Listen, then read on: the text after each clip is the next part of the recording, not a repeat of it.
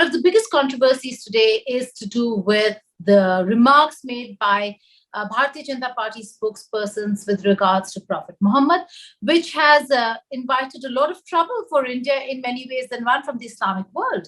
But there is one lawmaker who has come out in support of Nupur Sharma.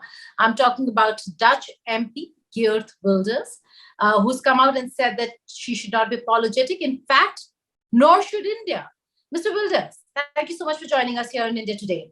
Why do you say what you say? Why have you come out in support of Nupur Sharma? And then we'll talk about the ramifications you've faced because of your statement. Yes. Well, first, it's a pleasure to be on your show today. And indeed, I support Nupur Sharma because I believe that nobody should be punished or apologize for speaking the truth.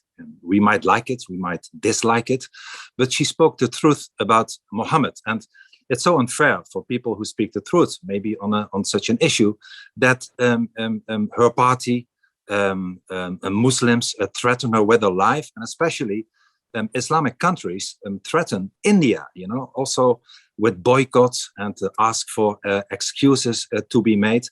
And I believe that's really ridiculous. We should never give in to such a threat, especially where most, if not all, of the Islamic countries are the biggest hypocrites on earth. Look at their track record when it comes to human rights. They have the worst track record of human rights, whether it's about freedom or women or journalists like yourself, or Jews or Christians or Hindus. And they get the worst treatment in their own country. So they are hypocrites. They should not criticize India or any other democracy. India is a democracy, unlike most of the Islamic countries. They should be criticized. They should not criticize us.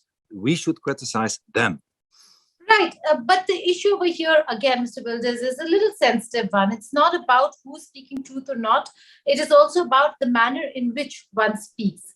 Now, demeaning language against any religion should not be accepted in public platforms, especially when one holds a very responsible position, don't you think? Oh, one can have a different taste, whether it was sophisticated or not. And everybody is free. Every viewer is free to decide it themselves. But listen, freedom is at stake. The Netherlands, my own country, I'm the leader of the biggest opposition party in Holland, but also India. We are both democracies.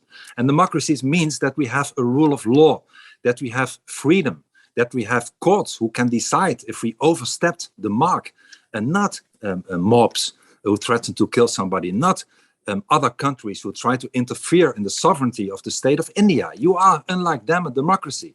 And you can like, once again, or dislike what she says, but she has the right to speak out. And we should not, because once again, we will lose everything. We will lose our freedom of speech. We will lose our dignity.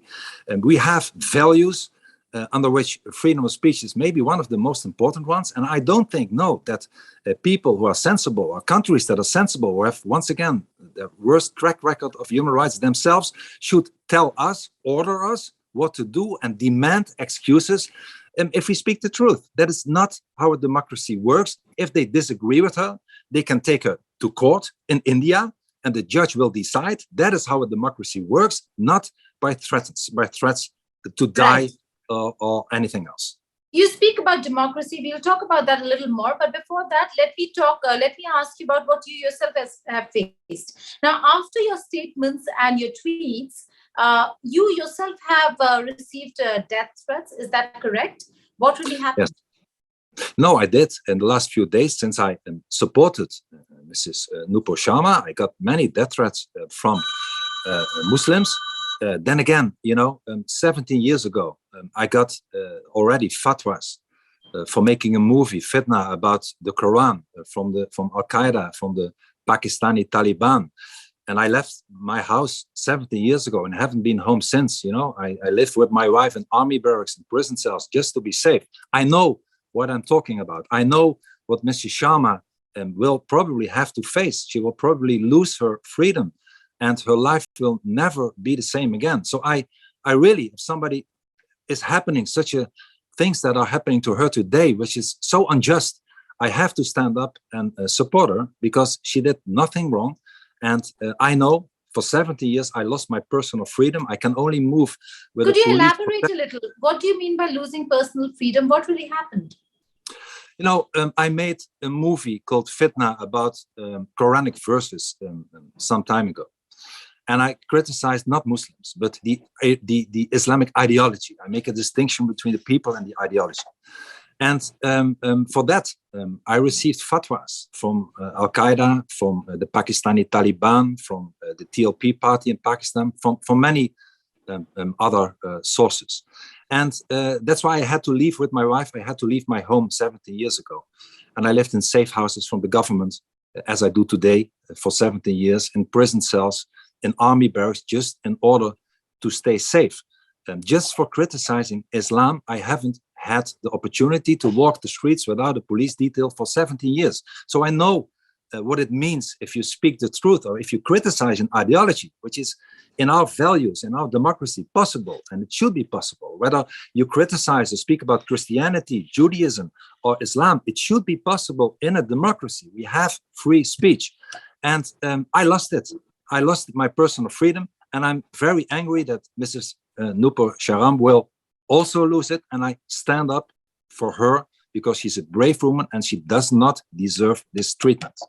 Right, but Mr. Wilders, now talking about democracy, while you talk about democracy and freedom of speech, democracy also entails tolerance. Should the likes of Nupur Sharma or anyone else not be tolerant towards the other religion and at least not use demeaning language? Like, tolerance is something that one, especially in a country like India, where we have diverse cultures, we have various religions, and all of us living together. So isn't tolerance one of the most important tenets of democracy?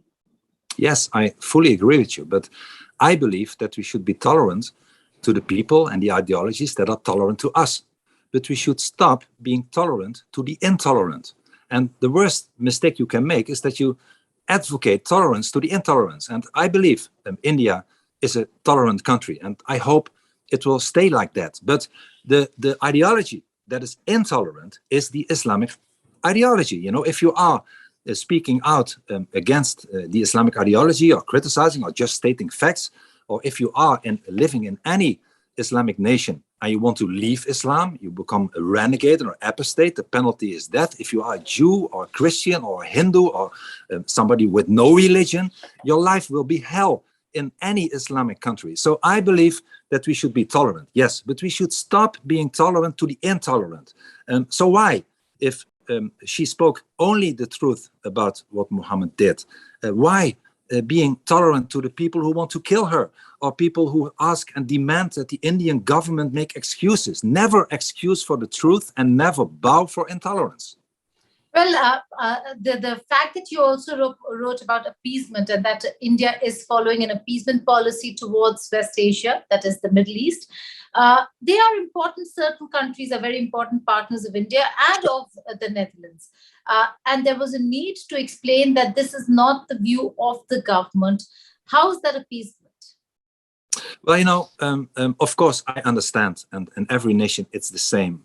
We also got, because of what I said, we got threats of embargoes from Saudi Arabia and Holland. And the minister went to Saudi Arabia and apologized for me. And but I understand it. But it's not correct, you know. Our freedom is at stake. And we cannot bargain with our freedom. And once again, if she did something wrong, which she didn't, but imagine she did something wrong, it's for the Indian courts to decide. You are a democracy with a rule of law. It's not about Qatar or Saudi Arabia or the Egypt or any other country to tell you what to do. You are a sovereign country. No, really, I believe that we should support her. She was heroic for speaking the truth. And I hope that India, at the end of the day, would rally around her and support her. She's a brave woman who probably lost her freedom for, if not the rest of her life, for a very long time, and she did nothing wrong. So, of course, I understand that you also have to take into account the economic issues that are at stake. But I advocate the freedom that is at stake, and don't lose your freedom for economical reasons. Well, I don't know whether if Mr. Wilders, you've seen the whole controversy and how it blew up, but it was Yes. not just about the content; it was also about the language that was used. And if you want to raise questions and speak truth, it can be done in a certain way without using unparliamentary language. And maybe Yes. that's what caused all the consternation or the controversy. But coming back to you, you're But part it of the doesn't. opposition. You don't deserve. I hope you agree with me that even if that's true, what you say, that you don't deserve a death penalty. Indian Absolutely. government does not deserve to apologize just for maybe using the wrong words, but speaking the truth. I mean, that is totally The out of context. the Indian government didn't really apologize, but yes, they did send explanatory notes Yes, as soon as the protests were lodged. yes, Yes, and I believe that she also had some ramifications from her party that she was. yes, she's And, been and suspended. yes, and why? What did she do wrong? I don't understand, really. There's a huge population, Muslim population over here. Sentiments were hurt, and as a country, we need to be tolerant and ensure that in public debates there's some decorum that is maintained. I suppose that's why the Bharatiya Janata Party suspended her, and is the reason why Government of India, when they went and engaged West Asian countries, they could say that yes, action was taken by the party. Having Yes. said that, you yourself are a part of a very important opposition party. But should you be in government, you would have to engage the very same governments in West Asia. And then, in all probability, the situation will be a little different from, or your statements and your stand a little different from what it is today. No, really, no. Once again, I lost my personal freedom and that of my family for 17 years. I haven't been home for 17 years for speaking out for freedom and against the intolerance of the Islamic ideology. I would never give in. Indeed, I'm the leader of the opposition in the parliament of our kingdom of the Netherlands, and I would never give in to threats if I did nothing wrong. If I or anybody else in Holland spoke the truth, I believe we should be supportive for those people because those are our values. It's not threats that decide what you should say or not. We are a free country. We should not be ruled by the mob or by the intolerant. And the Netherlands, as India, is a tolerant country. We also have different people from different origin. But there is only one body that can decide whether you're right or not. This is either the voters by elections or the courts, and nobody else. Right. Again, the fact that it is a controversy, but you have taken a stand and you stick by what you're saying, Yes. that has gotten your country also into trouble. And the government had to explain to some of the countries in West Asia. Is that so, sir? Yes, but at the end of the day, I did not retract my words. I continued. I did not lose, but won the election many times. And I stand for what I believe in. And once again, I believe, and once again, I'm not talking about the people. I have really nothing against Muslims. There are many moderate Muslims, but there is no moderate Islam. And I believe that the Islam and democracy are really incompatible. And we should not give in to a totalitarian ideology that wants to dominate any society, that you are not allowed to leave and you get the penalty of death.